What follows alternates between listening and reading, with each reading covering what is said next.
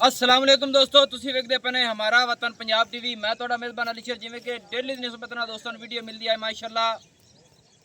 पहले जोटिए लेने देना मुकद्दर नसीब दा हुंदा है। मझ चोई गई है 6 बजे 10 बज गए ने ते चुआई तो बगैर अज वीडियो लाने लगे हैं। सौदा नसीब तो मुकद्दर दा हुंदा है। बाखड़ी मझ पहले ने नस्ल जात च पूरी है। कैमरामैन मझ नज़र हुआ माशाअल्लाह।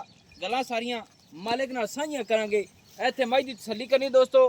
ए जी सिंगल हड्डी आम मझ दी नहीं मिलेगी किधरों भी। और डाका गिठ गिठ साइडा तो चकी हुई माशाअल्लाह। टुरदी फिरदा पूरा विजिट करना है। और आम खुड्डा है या मझ किसी का नहीं लगे होना। पूछल खुड्डे निकलदे सार बिल्कुल बरीक तसल्ली कर लेनी है। लेना देना नसीब दा गल है। अल्लाह की मेहरबानी दे नाल जानवर जेड़ा ही लग्या है अज तक हुड़ामा नहीं आया, क्योंकि साल हो गया वीडियो लाण नूं। जेड़े दोस्त मेरे को जानवर लै गए ने दुआवां देंदे ने और उन्हां दी काला तो काला ने कोई जानवर वीडियो ते जेड़ा ही लाया अल्लाह दे हुक्म दे नाल वेचिया है माशाअल्लाह।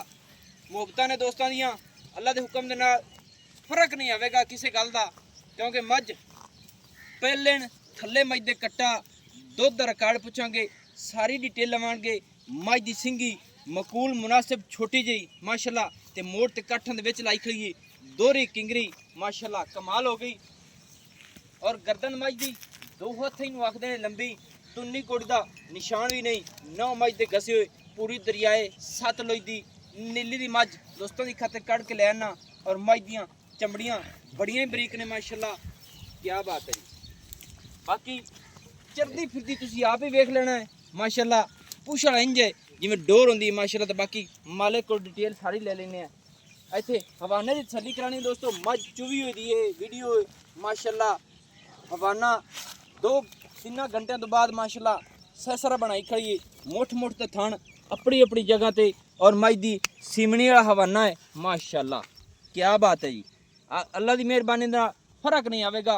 गल्लां जेहड़ियां होईयां 100% दोस्तन पूरी नस्ल जात वाली दी हर गल की तसल्ली कर लो। तो मैं मालिक को करना गल्लां। अस्सलाम वालेकुम जी भाई वसीम, की हाल है? सब खैर खैरियत है। मैं तेरे डेरे ते अदो ना जो मैनू जानवर समझ जावे चंगा लगे। बिल्कुल आपा जानवर लेंदे ही सुथरे हैं ते मैनू ये दस दे कि मझ नस्ल जात केड़ी है?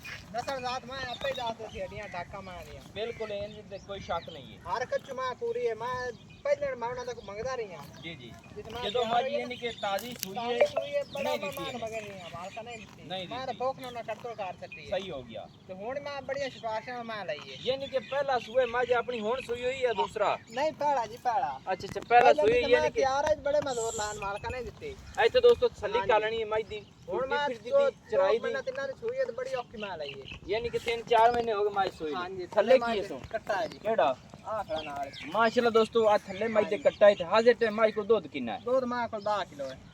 सही जेड़ा तकड़ी तोल होवे वो दूध आपा दसना है। 10 किलो मां को निचोड़ दो ते आपा 8 किलो की गारंटी देना। दूध मां को 10 ये नहीं कि मझ दूध ज्यादा करती ते आपा 8 दी गारंटी दे। आपा 8 दी गारंटी देना जेड़ा आपा ते चवा सकी। बड़ी सोहनी गल कीती। कैमरामैन मझ को बचन दो कट्ठा मौके ते मैं आपे को दूध ना चवाया जावे ते काम बेचा सा जी होया खड़ा। सही गल बड़ी सोहनी गल है। ते थना दे विच वाधा घाटा एडा चवा सी मैं कोली कोली बांग को बच्चा चोई रखी। क्या बात है जी। अल्लाह पाक तेन स्वाद बात करा दे सी मां के प्याना दोस्तों।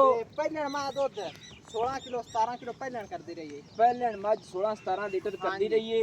अदो मझ उन्हें नहीं दिती। बाद विच हुण उन्हां नूं मसलन लोड दी खातिर हर कोई वेच लैंदा है। सही है। नहीं मां एक ना असील है। बाहर दे विच दिखा देना माशाल्लाह दोस्तों इत्थे तसल्ली कर लेनी पूरी असील सऊ है। मझ बिल्कुल हिलदी नहीं है। मझ मेरे ख्याल नाल आज तक कनिया दंद नहीं सटे। नहीं आले सकते हाली कनिया दंद इस मझ ने नहीं देके माशाल्लाह कमाल हो गई। बाकी 8 लीटर दूध की गारंटी साईं पर है। मैं को मझ दा रेट दसो जी कितना रेट आप इसको करना ही पाया। सोना ये करी सोना ये रेट अगे मुजाज कर देना। मेहरबानी भरा 3,80,000 रुपए 3,80,000 रुपया इन दे विच प्यार मोहब्बत है। 10,000 ਦੇ ਪਿਆਰ ਮੁਹੱਬਤ ਹੋ ਜਾਸੀ ਤੇ ਮੈਂ ਪਤਾ ਕੀ ਸੋਚ ਵਜੀ जी 7 ਵਜੇ ਚਵੀਜੀ ਇਹ ਹੁਣ 10 ਵਜੇ ਤੇ 10 ਵਜੇ 8 ਮਿੰਟ ਹੋ ਗਏ। अगर टाइम या ते मोबाइल दा 7 विच ਵਜੇ ਮੈਂ ਚਵੀਜੀ ਹੋਈ ਹੈ। टाइम विच लिखा दोस्तों टाइम दी चेक कर लेना। 10 ਵਜੇ ਤੇ 8 ਮਿੰਟ ਹੋ ਗਏ ਨੇ। ਇਹ ਦੋਸਤੋ ਮੈਨੂੰ ਆਂਦਾ ਸੀ ਕਿ ਮਾਈ ਦੀ ਵੀਡੀਓ ਤੂੰ ਹੁਣ ਨਾ ਬਣਾ, ਲੇਕਿਨ ਇਹ ਹੈ ਚੁਆਈ ਵਿੱਚ ਕਰਾ ਦੇ ਯਾਦ ਵੀਡੀਓ ਪਾ ਲਈ ਆ।